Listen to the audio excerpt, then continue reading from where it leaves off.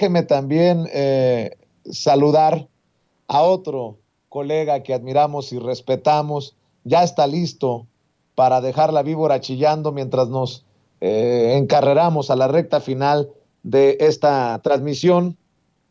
Juan Becerra Costa, conductor de Informe Capital en Capital 21, periodista independiente, columnista de La Jornada, a quien le agradezco mucho que como todas las semanas se enlace con nosotros. ¿Cómo estás, Juan? Un abrazo. Abrazo, querido Vicente, pues muy contento de saludarte a ti y a toda la audiencia que nos acompaña este martes. ¿Cómo ves la temperatura de nuestro país? Tanto sol puso moreno a buena parte de la ciudadanía. No digas esas cosas que luego te van a decir como a mí, ¿Cómo? tapete, no sé qué tanto me han dicho el día de Bueno, hoy, mi pues será querido un Juan. halago. Si me dicen lo mismo que te dicen a ti y viniendo de quien viene, lo tomaré como un piropo, querido Vicente.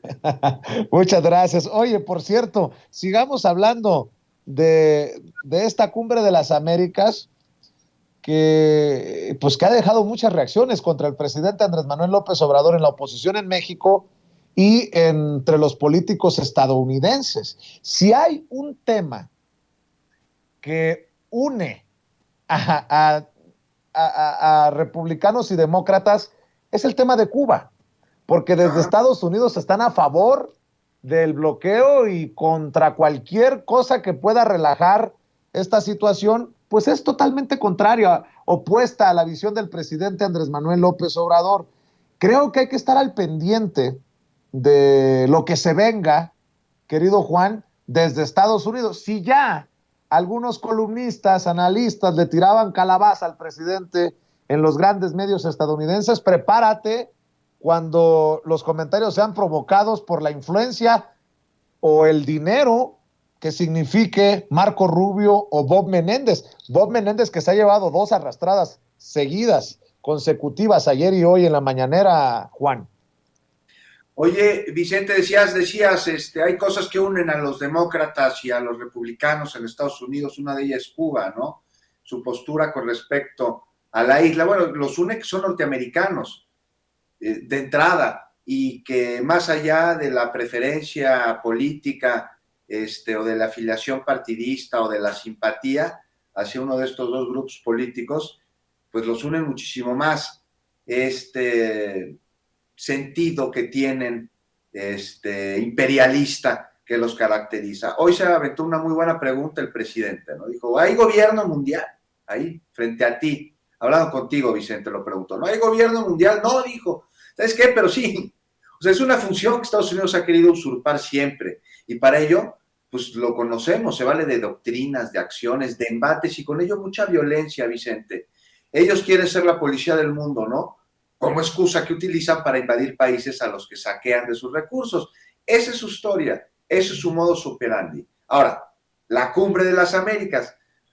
No sé, Vicente, de entrada ya tendría que haberle cambiado el nombre porque no es de las Américas al haber exclusión de ciertos países. O sea, podrían llamarla, ¿qué te gusta? La cumbre de las colonias estadounidenses, del club de Tobin neoliberal, la cumbre de la iberósfera, porque ya ves que no invitan a países que sí son de América, pero invitan a países europeos, a los españoles, a una cumbre de países de América. Digo, caray, o sea, es de lo más neocolonial que he escuchado últimamente. Y mira que hemos escuchado cosas neocoloniales.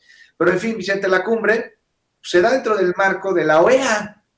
Bueno, yo me parece que con eso podríamos decirlo todo, ¿no? O sea, ayer escuchaba yo a Almagro hablar de democracia después pues, del papel injerencista que lleva a cabo, ¿no? Después del golpe de Estado que orquestó en Bolivia, no solo contra Evo Morales, sino contra el pueblo de esa nación.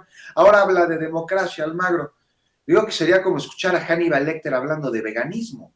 Y de eso está rodeado la cumbre, ¿no? Luego, Brian Nichols, del Departamento de Estado norteamericano para América Latina, escucha, o sea, ya lo debe haber escuchado Vicente, dice que Venezuela no está invitado y que además ahí hay falta de libertad y hay presos políticos. Presos políticos, se atreve a decir Nichols, este hombre que representa a un país que ha encarcelado, o sea, no solo a Julian Assange o a Leonard Peltier, un activista nativo americano que lleva casi 50 años detenido, a pesar de ser inocente porque ha promovido el movimiento indígena estadounidense y sus territorios. O sea, muchísimas personas más son presos políticos en esta nación, a las que además ni siquiera vacunan contra el COVID. O sea, presos políticos reclama el país que administra la base de Guantánamo. Un país que tiene, escúchate este dato, Vicente, al menos el 5% de la población mundial y al mismo tiempo a una cuarta parte de los presos en el mundo. No hay país que tenga más presos que los Estados Unidos y ocultan que tienen presos políticos o intentan hacerlo porque eso pues les mancha la imagen de una nación que se vende como líder de la libertad y de la democracia y que incluso cuando se les pregunta pues, ¿por qué tienen tantas armas, no tantos misiles, tantos portaaviones, tantos soldados? ¿Qué responden? Ah, pues que son justo para garantizar esa democracia y libertad y algo que dicen que exportan al mundo. Y pues sí, ¿no? Utilizan ayuda humanitaria como eufemismo para referirse a la invasión de países. Son ellos los que no invitan a Venezuela, por ejemplo, a la cumbre de las Américas. Entonces, pues Vicente, es momento, como lleva México en su agenda, de hablar de Cuba, de hablar de un bloqueo criminal de hace años, que como te decía el presidente y a todos nosotros en la mañana, pues esto ya es de mucho tiempo, ya hay que avanzar. No es posible que en la actualidad se siga manteniendo esto, pero también el de crear una organización paralela a la OEA o que incluso que la supla para que realmente haya representatividad y convocatoria a todos los países de la región para crecer juntos en un mundo cada vez más globalizado. Para que vean que ha permeado la visión del presidente Andrés Manuel López Obrador, te informo que Gabriel Boric, el presidente de Chile, ha afirmado hoy, en el marco de la Cumbre de las Américas, que fue un error haber excluido a Cuba, Nicaragua y Venezuela. Nadie se va a salvar por sí mismo, dice Boric. Esto hace eco de lo que ha estado señalando el presidente Andrés Manuel López Obrador. Concuerda con el presidente de México. La exclusión de países de la Cumbre de las Américas no es el camino. Por cierto, entre otras noticias, anunció Marcelo Ebrard, quien representará a México, el canciller Marcelo Ebrard, que en el marco de la Cumbre de las Américas, México buscará implementar el programa de becas para jóvenes en Los Ángeles, allá en Estados Unidos, y que México pedirá levantar nuevamente, oficialmente, el bloqueo a Cuba. De las noticias que surgen precisamente desde Los Ángeles, Juan.